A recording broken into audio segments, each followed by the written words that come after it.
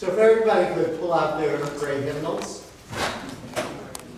and just flip in a few pages, and you have this thing that begins with, "We, the member congregations of the Unitarian Universalist Association, covenant to affirm and promote." And it lists 7 principles, several sources of our living tradition. And so keep that in mind for a moment. Most religious organizations are defined by a creed, a set of beliefs, and that everyone is expected to adhere to. And for the last couple centuries, Unitarians and Universalists, as our separate and then joined denomination, have kind of come together. We've been trying to figure out how to define ourselves in ways that are not creedal. Back in the 19th century, there was lots of creedal information in the ways that especially Unitarians and Universalists define themselves. And then we've been moving away from that because our understanding of who we are and who we are called to be and what is of greatest value to us and how we identify God or the sacred, it changes, it evolves within ourselves, and it evolves within our communities over time. And so this statement of principles was last kind of revised in any significant way in 1985. It was put together in the 80s, actually. After much discussion about how you use, once the 2 denominations merged in 1961, how we figure out who we are, how we identify. And it is part of the UUA bylaws. Over the last few years, a study commission has been tasked at first with evaluating and rewriting this statement of principles. This statement of principles is really dear to many of us who have been long-time UUs. But the study commission felt like in today's world, in this day and age, for new generations of people, the list of principles doesn't quite go far enough.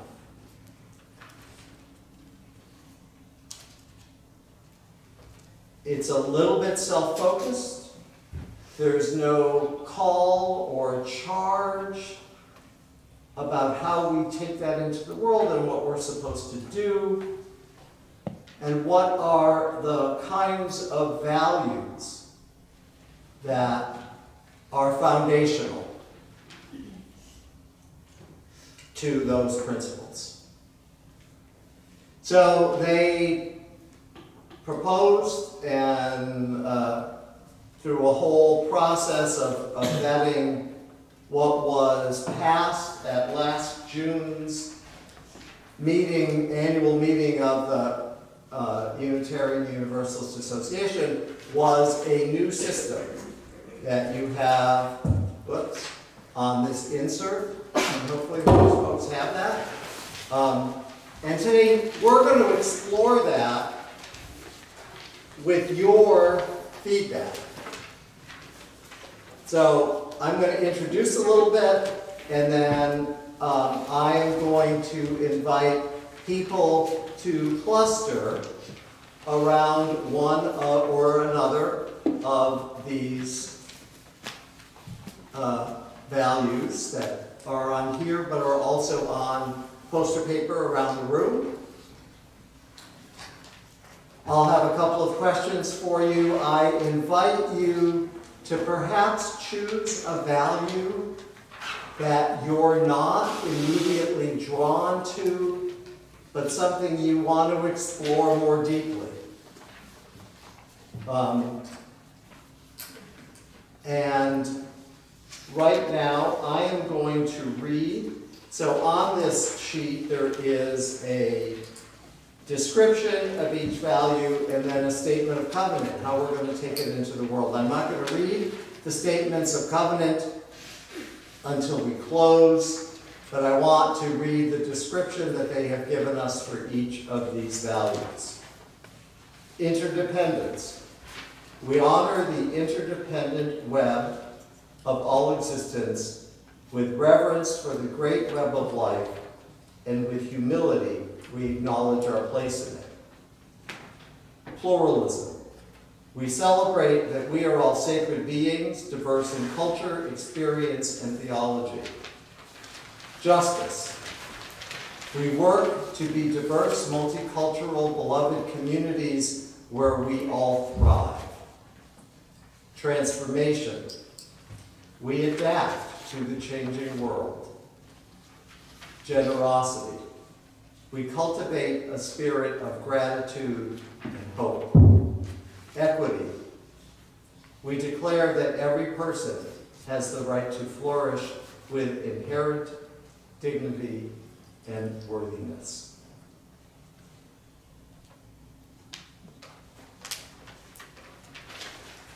So, as we see, and as was the charge to the... In the center is love. Right.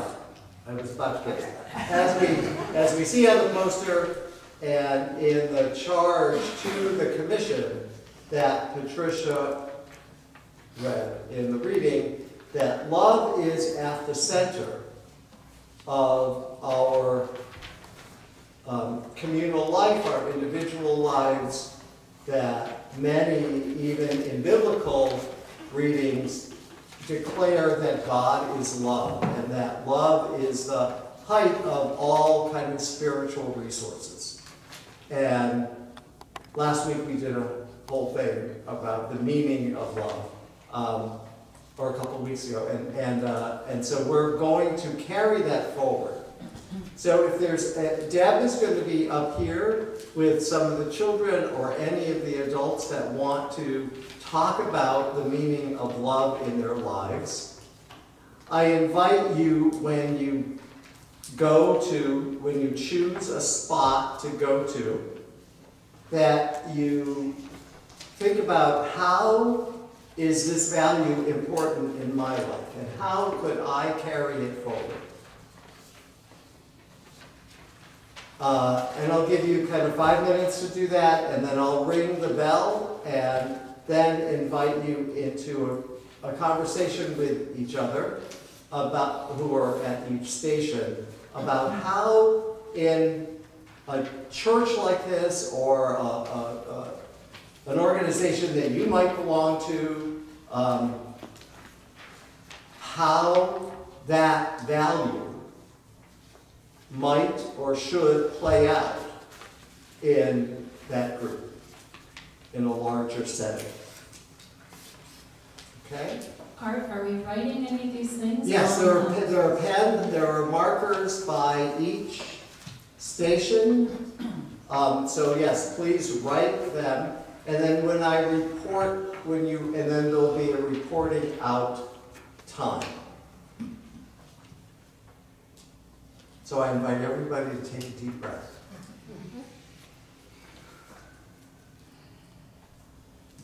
When I breathe in, I breathe in peace. When I breathe out, I breathe out love.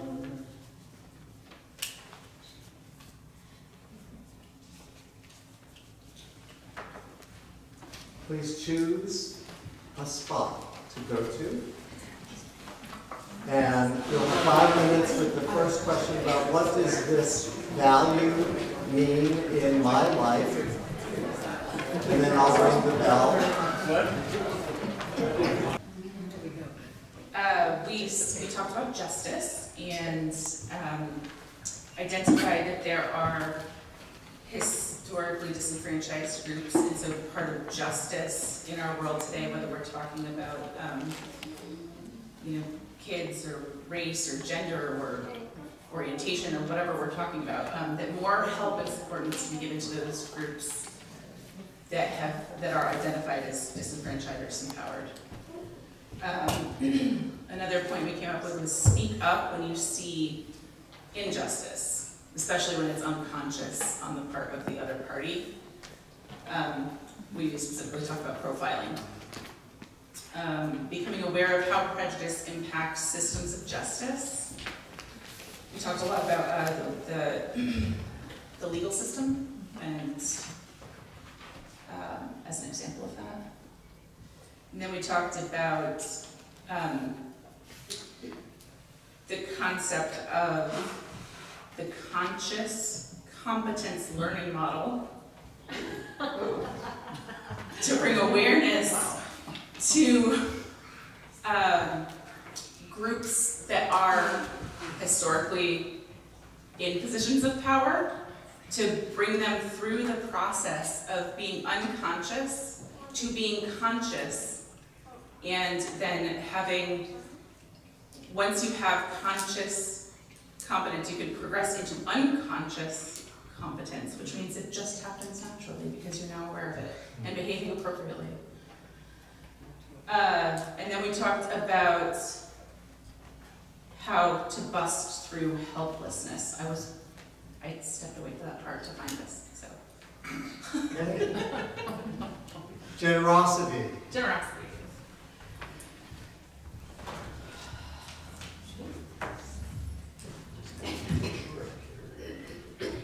We talked a lot about, of course now I can't read it, generosity as, with time as a resource, putting love into action makes it much more felt.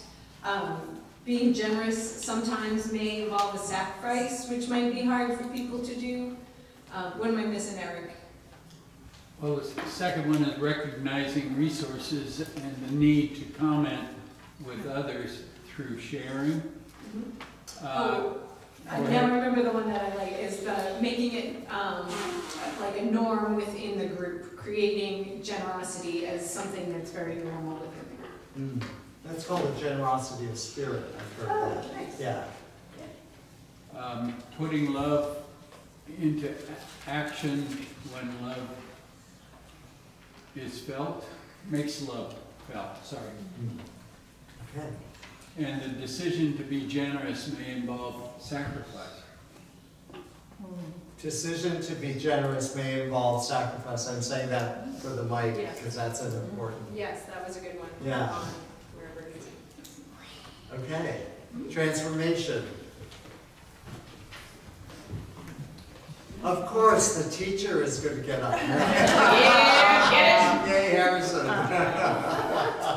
As Anne-Marie said, this is our day off, but this is what we do, like stuff on the walls, right? It's like, and I want to apologize. Apparently I had like this golden quote, I already forgot it, so I haven't had a full night's sleep in 3 years. All right, transformation. We all just need to embrace change, and it's scary and it's hard, but it's okay, and we will get there. And we will eventually learn to adapt. And we can still hold on to those core values that are so important to us even as we adapt and change. And as far as like the specific church, something that kind of drew me to it, historically, 1627, this church, this congregation, kicked someone out for dancing around the maypole. And now we literally do that every day. So we as a church have changed.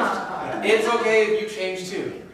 And you can do it slowly, you can do it fast, but at some point you will accept or understand that the world is almost moved on and you can move with it.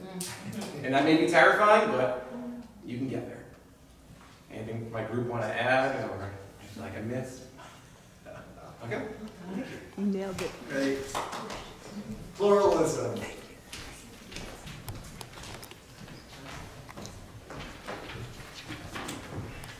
Good morning. Okay, that's a tough act to follow from the teacher. So I do a lot of reporting on many things. But so I looked at this, and there were 4 of us in the group, and I said pluralism. Okay, we celebrate all sacred beings, diverse in culture, experience, and theology. And I thought, okay. Myself and somebody else in my group actually had to look that up before we went over to that sign, so it was a good one for us. And we felt like we had a wonderful comment that Unitarian Universalism has a lot of its kind of roots in pluralism, a lot of different types of things that we all come together, different religious backgrounds, and we all end up here. A lot of us grew up Catholic and Methodist, and some people are practicing Buddhists. Maybe we have atheists in the room, but we all come together here in a wonderful, supportive, loving community. So I can't really read what we wrote up there. Maybe where's Jan or Christine or Ashley, my group? Can you read one of those, please? I should have taken a picture. See the best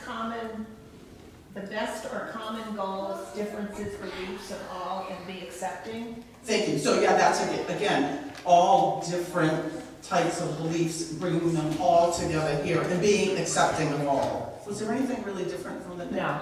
So we kind of reworded basically the same thing, that acceptance is so important. Great. Do any of you have anything else to add? No, that's good. Yeah. Great, thank you. Thank you. Equity? Thank you.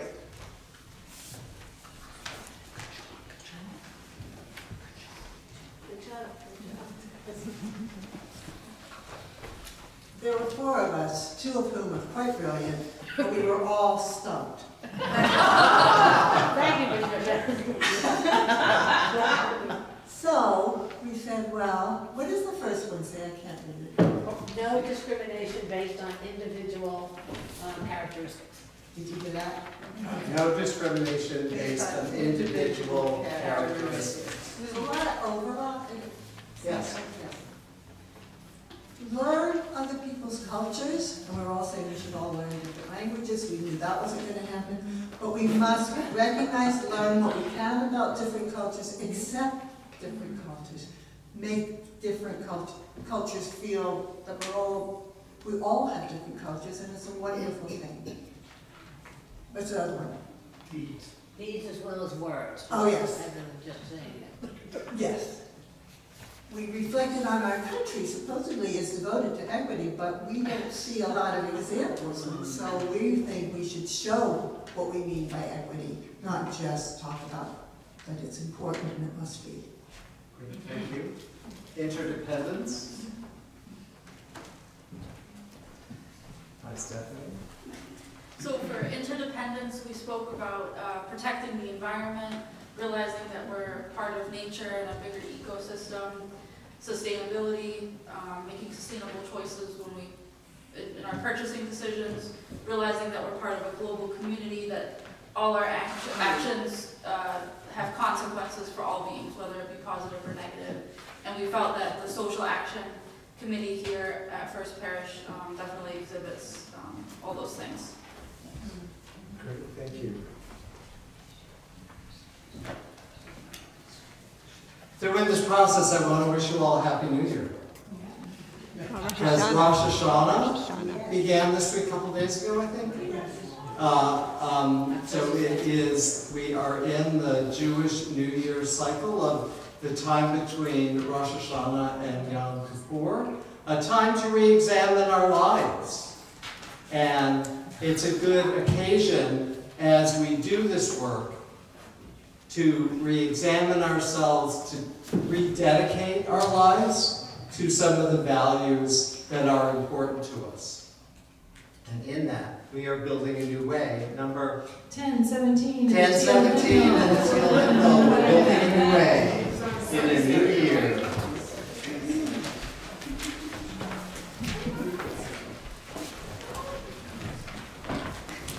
Please rise in body and spirit. Towards prayer.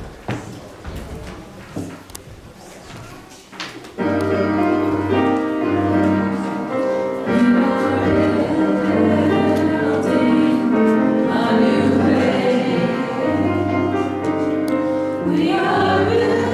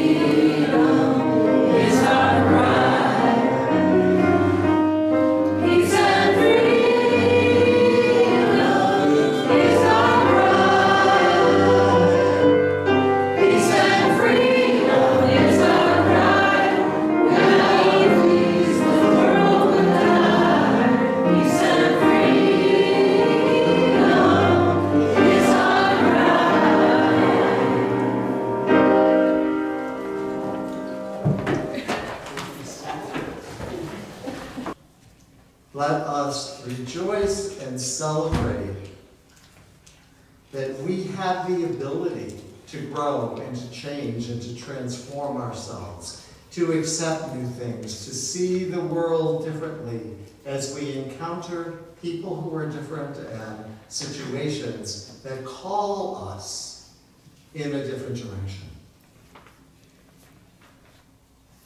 Let us celebrate the diversity of our church community and of the community out in the world that just is a wonderful place to encounter something new and something different and ideas we might not have thought of. It is a wonderful time to be alive, to be human, to have this ability, and we pray to not close ourselves off from what is calling to us in the world. Let us pause for a moment of our own prayer and reflection.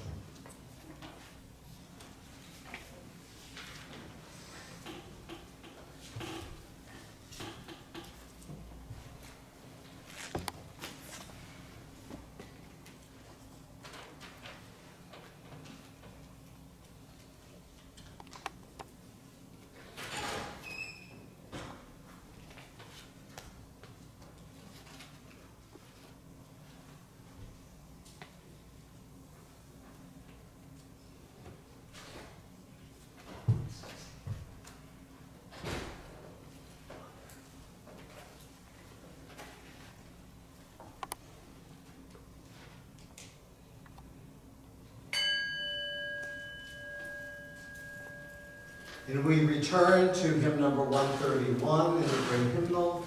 Love will guide us. I'm sorry that we've gone so late this morning, but we felt like this exercise was important for all of us. Everything's been seated for this one, since it's our song of inspiration.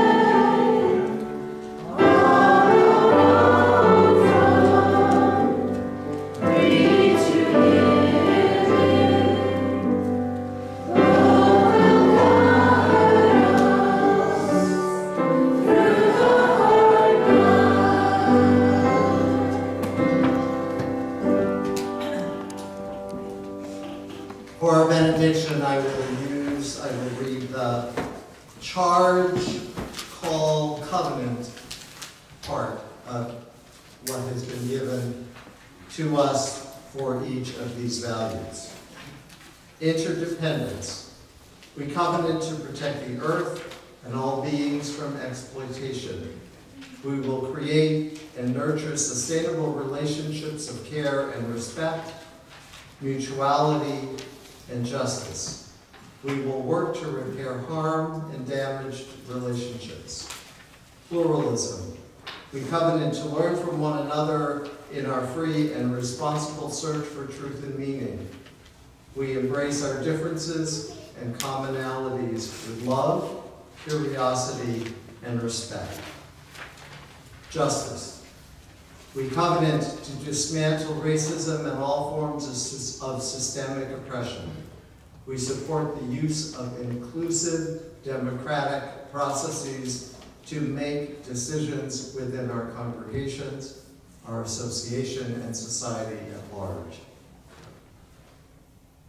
Transformation. We covenant to collectively transform and grow spiritually and ethically.